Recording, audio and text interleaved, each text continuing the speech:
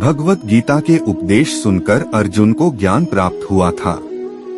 गीता का उपदेश संपूर्ण मानव जाति के लिए सफलता पाने के लिए है। मनुष्य का जीवन केवल उसके कर्मों पर चलता है। जैसा कर्म होता है वैसा उसका जीवन होता है।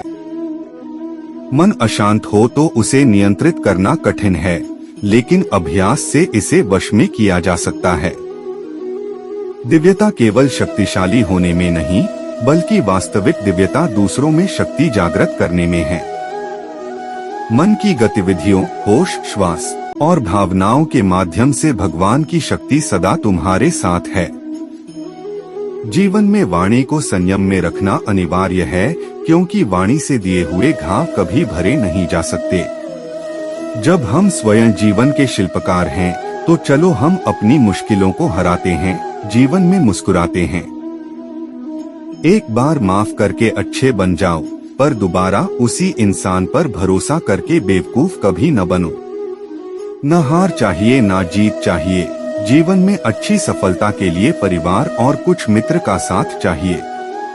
रिश्तों को निभाने के लिए वक्त निकालिए, कहीं ऐसा न हो जब आपके पास वक्त हो तो रिश्ता ही न बचे।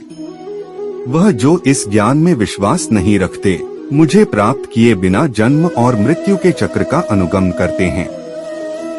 लोग आपके अपमान के बारे में हमेशा बात करेंगे। सम्मानित व्यक्ति के लिए अपमान मृत्यु से भी बदतर है। जो दूसरों की तकलीफों को समझते हैं, जिनमें दया है, दिल से अच्छे हैं, उन्हें दोबारा जन्म लेना नहीं पड़ता। जीवन में आधे दुख इस वजह से आते हैं क्योंकि हमने उनसे आशाएं रखी जिनसे हमें नहीं रखनी चाहिए थी। जीवन में समय चाहे जैसा भी हो, परिवार के साथ रहो। सुख हो तो बढ़ जाता है और दुख हो तो बट जाता है। इस संसार में मूर्ख व्यक्ति, अधर्मी, अज्ञानी व नास्तिक प्रकृति का व्यक्ति मेरी शरण स्वीकार नहीं कर सकता। ज्ञानी व्यक्ति को कर्म के प्रतिफल की अपेक्षा कर रहे अज्ञानी व्यक्ति के दिमाग को अस्थिर नहीं करना चाहिए। अपने जीवन में कभी भी ना किसी को आनंद में वचन दे, ना क्रोध में उत्तर दे और ना ही दुख में कभी निर्णय ले। किसी और का काम पूर्णता से करने से कहीं अच्छा है कि अपना काम करें, भले ही उसे अपूर्णता से करना पड़े। मैं ही इस सृष्टि की रचना करता हूँ, मैं ही इसका पालन पोषण करता हूँ और मैं ही इस सृष्टि का विनाश करता हूँ। कृष्ण कहते हैं, जब जब संसार में धर्म की हानि होगी, अधर्म की विजय, तब तब मैं इस पृथ्वी पर अवतार लूंगा। अमीर बनने के लिए एक एक क्षण संग्रह करना पड़ता है, किंतु अमर बनने के लिए एक एक कण बांटना पड़ता है। जिंदगी में सब कुछ होना जैसा कुछ भी नहीं होता। हमेशा एक नई शुरुआत हमारा इंतजार कर रही होती है। हे अर्जुन, मैं भूत, वर्तमान और भविष्य के सभी प्राणियों को जानता हूँ, किंतु वास्तविकता में कोई मुझे नहीं जानता। लोग कहते हैं अपनों के आगे झुक जाना चाहिए, किंतु सच बात तो यह है, जो अपने होते हैं वह कभी झुकने नहीं देते। वह दिन मत दिखाना कान्हा कि हमें खुद पर गुरूर हो जाए, रखना अपने दिल में इस तरह की जीवन सफल हो जाए। वह जो सभी इच्छाएं त्याग देता है, मैं और मेरा की लालसा तथा भावना से मुक्त हो जाता है, उसे शांति प्राप्त होती है। हमेशा छोटी छोटी गलतियों से बचने की कोशिश किया करो, क्योंकि इंसान पहाड़ों से नहीं पत्थरों से ठोकर खाता है। शांति से भी दुखों का अंत हो जाता है और शांत चित्त मनुष्य की बुद्धि शीघ्र ही स्थिर होकर परमात्मा से युक्त हो जाती है।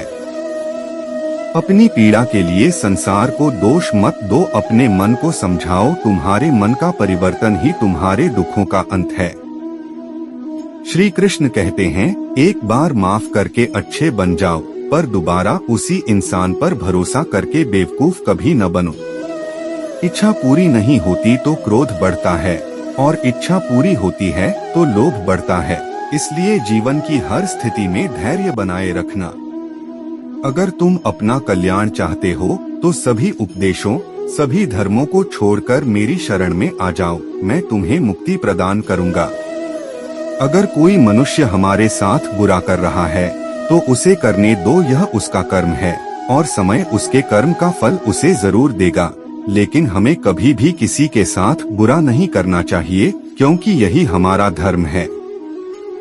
कृष्ण कहते हैं, जैसे प्राणी अपने पुराने कपड़ों उतार कर फेंक देता है, नए को धारण करता है, उसी प्रकार यह आत्मा पुराने शरीर से त्याग करके नया शरीर प्राप्त करती है।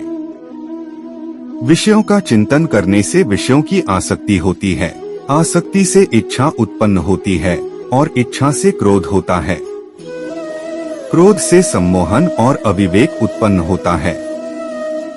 हर किसी के अंदर अपनी ताकत और अपनी कमजोरी होती है।